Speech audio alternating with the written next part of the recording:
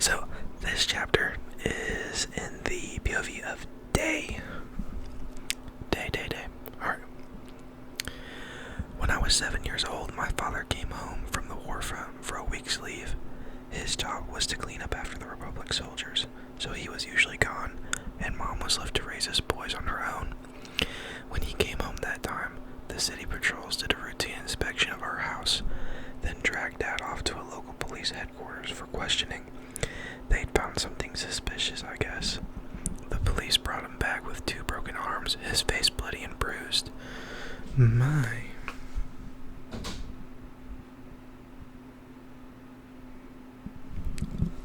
I apologize if you hear anything in the background. Several nights later, I dipped a ball of crushed ice into a can of gasoline, let the oil coat the ice in a thick layer, and lit it. Then I launched it with a slingshot through the window of our local police headquarters. I remember the fire trucks that came whizzing around the corner shortly thereafter, and the charred remains of the police building's west wing. They never found out who did it, and I never came forward.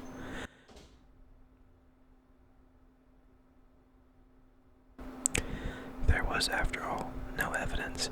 I had committed my first perfect crime. My mother used to hope that I would rise up from my humble roots, become someone successful, or even famous. I'm famous alright, but I don't think that's what she had in mind. It's nightfall again, a good 48 hours since the soldiers marked my mother's door. I wait in the shadows of a back alley 1 block from the Los Angeles Central Hospital and watch its staff spill in and out of the main entrance. It's a cloudy night with no moon, and I can't even make out the crumbling bank tower sign at the top of the building. Electric lights shine through each floor, a luxury only government buildings and the elite's homes can afford. Military jeeps stack up along the street as they wait for approval to enter the underground parking lots. Someone checks them for proper IDs. I keep still, my eyes fixed on the entrance. I look pretty awesome tonight. But he thinks he looks pretty awesome tonight. Pretty chill guy. I'm wearing my good pair of shoes, boots made of dark leather worn soft over time, with strong laces and steel toes. Bought them with 150 notes from our stash. I've hidden a knife flat against the sole of each boot. When I shift my feet, I can feel the cool metal against my skin. I feel like that'd be very uncomfortable. My black trousers are tucked into my boots, and I carry a pair of gloves and a black handkerchief in my pockets. A dark, long-sleeve shirt is tied around my waist. My hair hangs loose down my shoulders. This time, I've sprayed my white blonde strands of deep black, as if I dipped them in crude oil. Earlier in the day, Tess had traded 5 notes for a bucket of pygmy pig's blood from the back alley of a kitchen. My arms, stomach, and face are smeared with it. I've also streaked mud on my cheeks for good measure. The hospital spans the first 12 floors of the building, but I'm only interested in the one without windows. That's the 3rd floor, a laboratory. A laboratory where the blood samples and medicines will be. From the outside, the 3rd floor is completely hidden behind elaborate stone carvings and worn Republic flags. Behind the facade lies a vast floor with no halls and no doors, just a gigantic room, doctors and nurses behind white masks, test tubes and pivots, incubators and gurneys. I know this because I've been there before. I was there the day I failed my trial, the day I was supposed to die.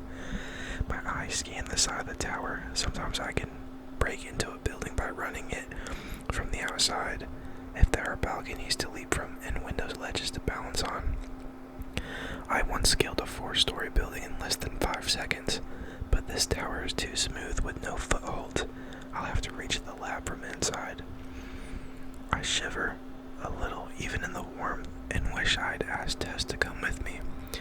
But 2 trespassers are easier to catch than 1. Besides, it's not her family who needs medicine.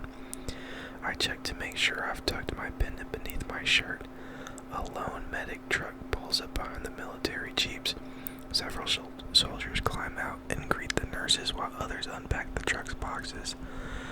The leader of the group is a young, dark-haired man dressed all in black except for 2 rows of silver buttons that line his officer jacket.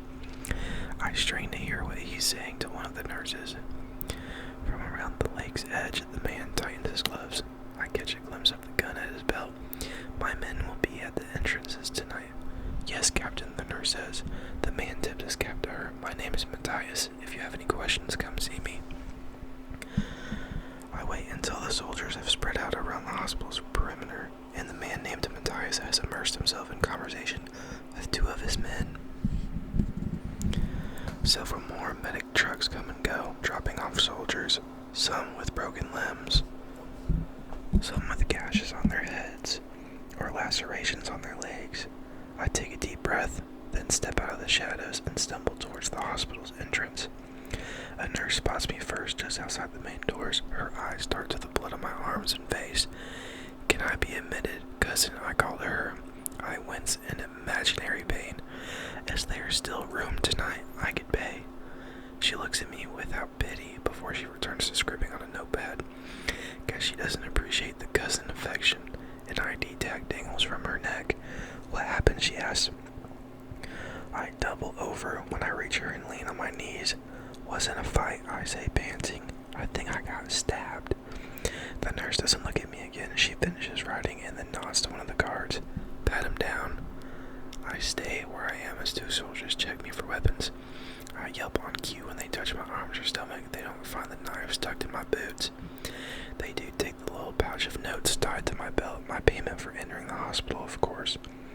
If I was a gaudy, rich sector boy, I'd be admitted without charge, or they'd send a doctor for free, straight up to where I live. When the soldiers give the nurse a thumbs up, she points me towards the entrance.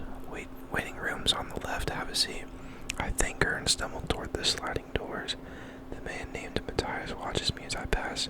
He's listening patiently to one of his soldiers, but I see him study my face, as if out of habit. I make a mental note of his face, too.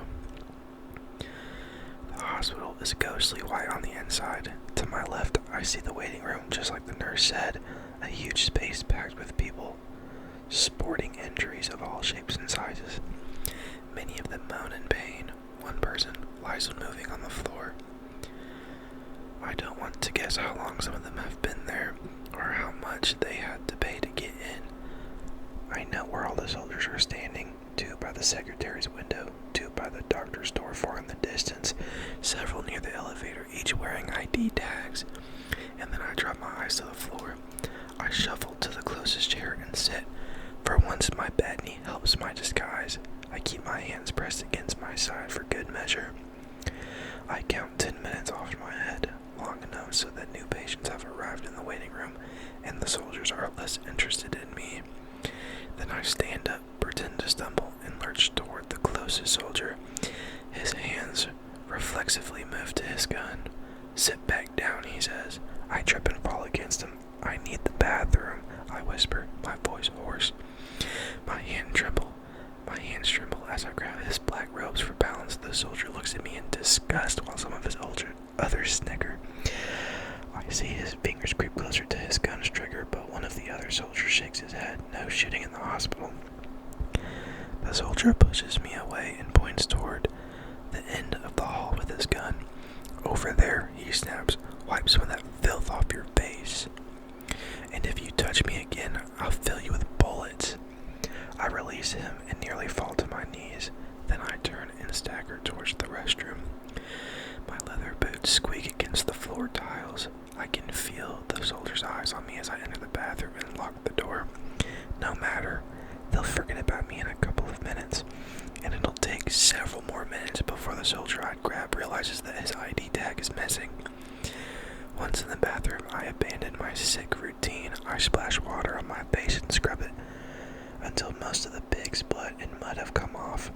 I unzip my boots and tear open the inner soles to reveal my knives, then tuck them into my belt. My boots go back on my feet, then I untie the black collared shirt from around my waist and put it on, buttoning it up all the way to my neck and clipping my suspenders over it. I pull my hair back into a tight ponytail and tuck the tail into the shirt so it's pressed flat against my back. Finally, I pull my gloves on and tie a black handkerchief around my mouth and nose. If someone catches me now, I'll be forced to run away. Might as well hide my face. When I finish, I use the tip of one of my knives to unscrew the cover to the bathroom's ventilation shaft. Then I take out the soldier's ID tag, clip it to my pendant necklace, and stuff myself headfirst into the shaft's tunnel. The air in the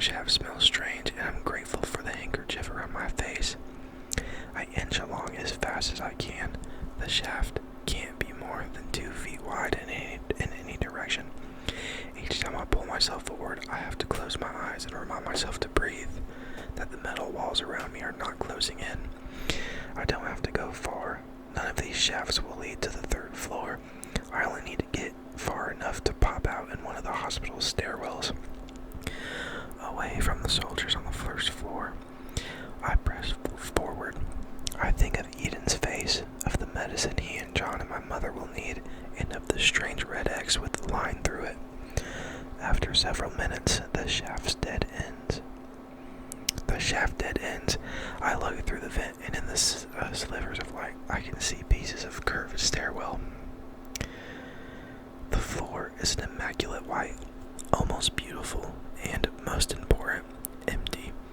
I count to 3 in my head, then bring my arms as far back as I can and give the shaft cover a mighty shove. The cover flies off. I get one good glimpse of the stairwell, a large cylindrical chamber with tall plaster walls and tiny windows. One enormous spiraling set of stairs. Now I'm moving with all speed and no stealth. Run it. I squeeze out of the shaft and dart up the steps. Halfway up, I grab the railing and fling myself to the next highest curve. The security cameras must be focused on me. An alarm will sound any minute now. 2nd floor, 3rd floor. I'm running out of time. As I approach the 3rd floor door, I tear the ID tag off my necklace and pause long enough to swipe it against the door's reader. The security cameras haven't triggered an alarm in time to lock down the stairwell. The handle clicks. I'm in. I throw open the door. I'm in a large room filled with rows of gurneys and chemicals boiling under metal hoods. Doctors and soldiers look up at me with startled faces. I grab the first person I see, a young doctor standing close to the door. Before any of the soldiers can point a gun in our direction, I whip out one of my knives and hold it close to the man's throat. The other doctors and nurses freeze. Several of them scream, "Shoot and you'll hit him instead," I call out to the soldiers' room beneath my handkerchief. Their guns are focused on me now. The doctor trembles in my grasp. I press the knife harder against his neck, careful not to cut him. "I won't hurt you," I whisper in his ear. "Tell me where to get the plague cures." He lets out a strangled whimper, and I can feel him sweating under my grip. He gestures towards the refrigerators. The soldiers are still hesitating, but one of them calls out to me. "Release the doctor," he shouts. "Put your hands up." I want to laugh. The soldier must be a new recruit. I cross the room with the doctor, then stop at the refrigerators. "Show me." The doctor lifts a trembling hand and pulls the fridge door open. A gust of freezing air hits us. I wonder if the doctor can feel how fast my heart is beating. "There," he whispers. I turn away from the soldier long enough to see the doctor pointing at the top shelf in the fridge. Half of the files on the shelf are labeled with a 3-lined X. T. Filoverdae virus mutations. The other half of the files are labeled 1130 cures, but all the files are empty. They've run out. I curse under my breath. My eyes skim over other shelves. They only have plague suppressants and various painkillers. I curse again. Too late to turn back now. I'm letting go. I whisper to the doctor, "Duck." I release my grip and shove him hard enough to make him fall to his knees. The soldiers open fire, but I'm ready for them. I hide behind the open fridge door as bullets ricochet off it. I grab several bottles of suppressants and shove them into my shirt. I bolt. One of the stray bullets scrapes me and searing pain shoots up my arm. I'm almost at the exit. An alarm goes off as I burst through the stairwell door. There's a chorus of clicks as all the doors in the stairwell lock from the inside. I'm trapped. The soldiers can still come through any door, but I won't be able to get out. Shouts and footsteps echo from inside the laboratory. A voice yells out, "He's hit!" My eyes jump to the tiny windows in the stairwell's plaster walls. They're too far for me to reach from the stairwell themselves. I grit my teeth and pull out my second knife so that I now have one in each hand. I pray the plaster is soft enough, then leap off the stairs and throw myself towards the wall. I stab one knife straight into the plaster. My wounded arm gushes blood and I scream from the effort. I'm dangling halfway between my launching place and the window. I rock back and forth as hard as I can. The disaster is giving way. Behind me, I hear the laboratory door burst open and soldiers spill out. Bullets spark all around me. I swing towards the window and let go of the knife buried in the wall. The window shatters and I'm suddenly out in the night again and falling, like a star to the first floor. I rip open my long-sleeve shirt and let it billow out behind me as thoughts sip through my head. Knees bent, feet first, relaxed muscles hit with balls of feet. Roll. The ground rushes up at me. I brace myself. The impact knocks the wind out of me. I roll 4 times and crash into the wall on the other side of the street. For a moment, I lie there blinded, completely helpless. Above me, I can hear furious voices coming from the 3rd floor window as the soldiers realize they're going to have to double back into the laboratory to disable the alarm. My senses gradually sharpen. Now I'm very aware of the pain in my side and arm. I use my good arm to prop myself up and wince. My chest throbs. I think I've cracked a rib. When I try to stand, I realize that I've sprained one of my ankles too. I can't tell if adrenaline is keeping me from feeling other effects of my fall. Shouts come from around the building's corner. I force myself to think. I'm now near the rear of the building, and several alleys branch off behind me into the darkness. I limp into the shadows. When I look over my shoulder, I see a small group of soldiers rush to where I'd fallen, pointing out the broken glass and blood. One of the soldiers is the young captain I saw earlier, the man named Matthias. He orders his men to spread out. I quicken my pace and try to ignore the pain. I hunch my shoulders so that the black of my outfit and hair help me melt into the darkness.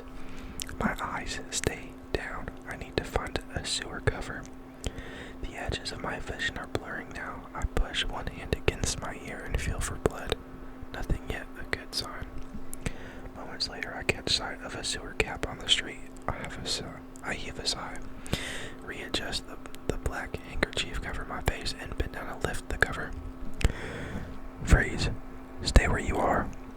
I whirl around to see Matthias, the young captain from the hospital's entrance, facing me. He has a gun pointed straight at my chest, but to my surprise, he doesn't fire it. I tighten my grip on my remaining knife. Something changes in his eyes, and I know he recognizes me, the boy who had pretended to stagger into the hospital. I smile. I have plenty of wounds for the hospital to treat now. Matthias narrows his eyes. Hands up. You're under arrest for theft, vandalism, and trespassing. You're not going to take me alive. I'd be happy to take you in dead if you prefer. What happens next is a blur. I see Matthias tense up to fire his gun. I throw my knife at him with all my strength. Before he can fire, my knife hits him hard in the shoulder, and he falls backward with a thud. I don't want to see him get up. I bend down and heave the manhole cover up, then lower myself down the ladder and into the blackness.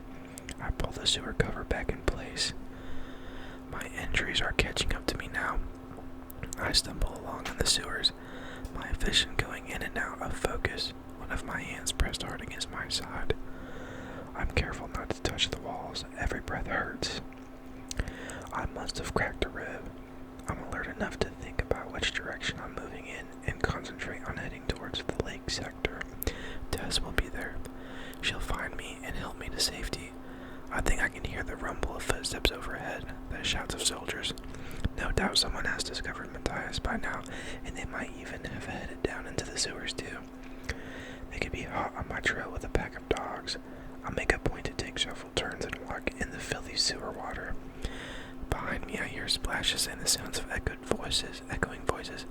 I take more turns. The voices get a little closer, then farther away. I keep my original direction planted firmly in my mind. It would be something, wouldn't it, to escape the hospital only to die down here, lost in a gaudy maze of sewers.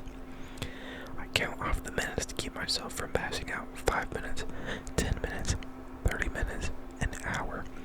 The footsteps behind me sound far away now, as if they are on a different path than I am. Sometimes I hear strange sounds, something like a bubbling test tube and a sigh of steam pipes. breath of air. It comes and goes. 2 hours, 2.5 hours. When I see the next ladder leading up to the surface, I take my chance and pull myself up. I'm in real danger of fainting now. It takes all of my remaining strength to drag myself onto the street. I'm in a dark alley. When I've caught my breath, I blink away my fuzzy vision and study my surroundings. I can see Union Station several blocks away. I'm not far now. Tess will be there waiting for me. 3 more blocks. 2 more blocks. I have 1 more block. I can't hold on any longer. I find a dark spot in the alley and collapse. The last thing I see is the silhouette of a girl off in the distance. Maybe she's walking toward me. I curl up and begin to fade away. Before I black out, I realize that my pendant is no longer looped around my neck. And that is the end of chapter 3. That was a pretty decent chapter. It's kind of crazy. What did he say? He could a 4-story building in 5 seconds. Could you imagine climbing up 4 stories in 5 seconds? Man, it would probably take me like 5 hours to climb up 4 stories. I don't even know where I would begin. That would be insane. I'd have to like practice rock climbing or something. Get my arms up. But I hope y'all enjoyed that. The next chapter is in June's POV. I'm trying to think. Let's see.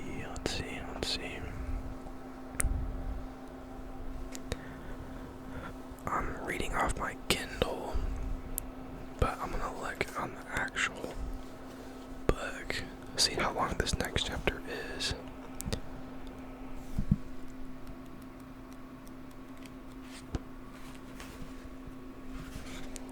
So this one ended on page 35, or 34, I guess it ended on 34.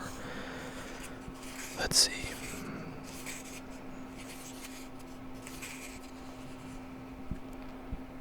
This next one is a pretty long chapter, I would say so.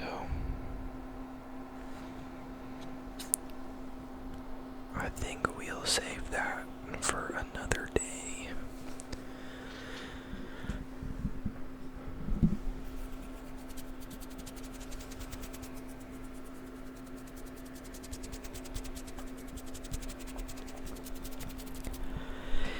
Yeah, if y'all have any recommendations for books to read, just let me know. For not only recording wise, but I'm always trying to find new books to read. I pretty much read anything. I would say a lot of like the old classics I haven't read much of.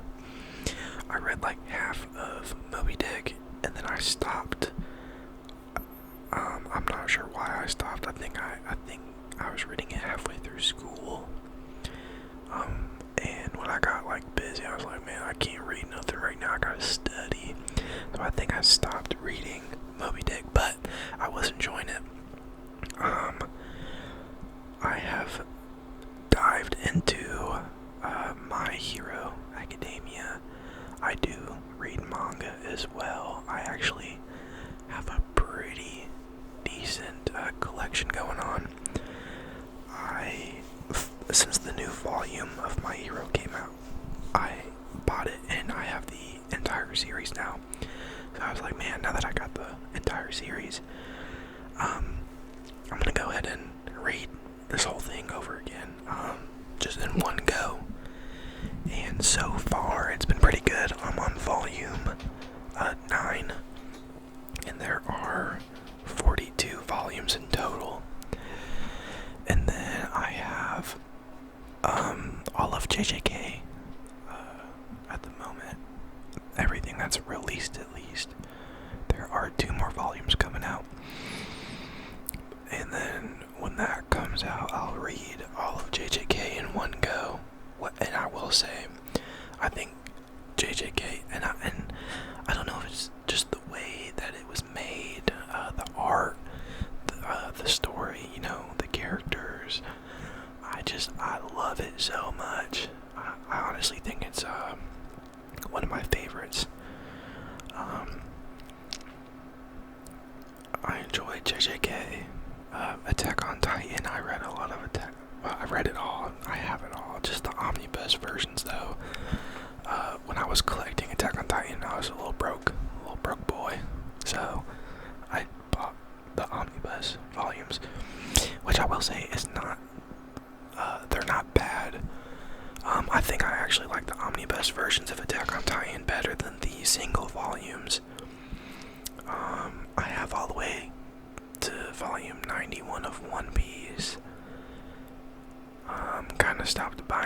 a second because I wanted to buy other things like My Hero and Dragon Ball.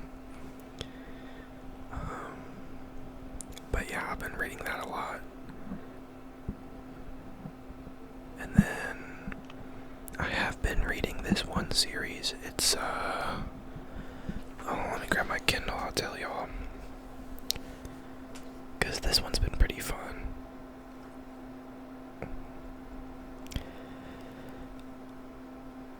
It's the Dragons of Dor Castle series by Jack Campbell. I'm on book 2 right now with Elaine and I want to say Mary. I'm gonna feel terrible if that's not her name. Master Mechanic Mary, it sounds right. It sounds right. Yeah, it is. Perfect. I was tweaking there for a second.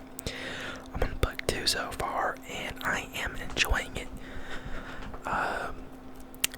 I am a sucker for like fantasy books that have romance in it.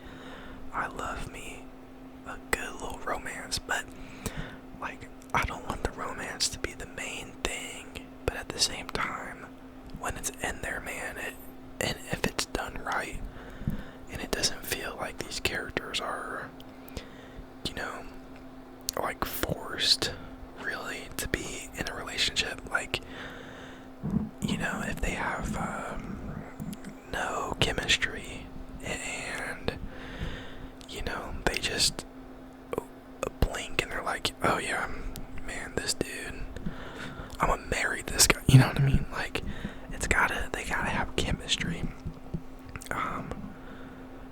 But, you know, in this Jack Campbell series, you know, Master Mechanic Mary, and then you have the mage Elaine, or, and just seeing how they transform each other as they go on, and find confidence in one another, and, you know, I feel like that's really nice. You know, I do have opinions on it, but it's just like few minor gripes, you know, it's nothing serious. I think it's overall pretty good. It's a fantastic read. Let's see. I'm kind of mixing up reading like regular books and manga. I have been reading The Fragrant Flower Blooms with Dignity. Oh, it makes my heart melt. Makes my heart melt. I've believe it or not, which I feel like this would make a fantastic ASMR video. I have been reading a book about Alexander Hamilton, but my vocabulary is nowhere good enough to read that for you guys. Now that I think about it, there are some humongous words in there that I'm just like, in my head, I'm like, how do you even say that? It's really building my brain up for sure. You know, I'll be reading it, I'm just like, man, if I like studied these words and you know, wrote them down and really got into it, it would, big brain, I would have like the biggest vocabulary ever. Just looking at my shelf, I've read this one book. It's called Chemical Hearts. I don't remember it too much. I remember though that it made me super depressed. I remember reading it and I was like, man, that is just depressing. I have The First to Die at the End, which I think is the prequel to They Both Die at the End. I haven't read either one. My aunt gifted me that. I do want to read it at some point. It just hasn't been at the top of my list, my TBR. I read the first book of Immortal Engines, I think is what it's called. Or no, Mechanical Engines. Wait, I think that's wrong too. No, I think it is Mortal Engines. Give me 1 second. I'm gonna mute for just a second.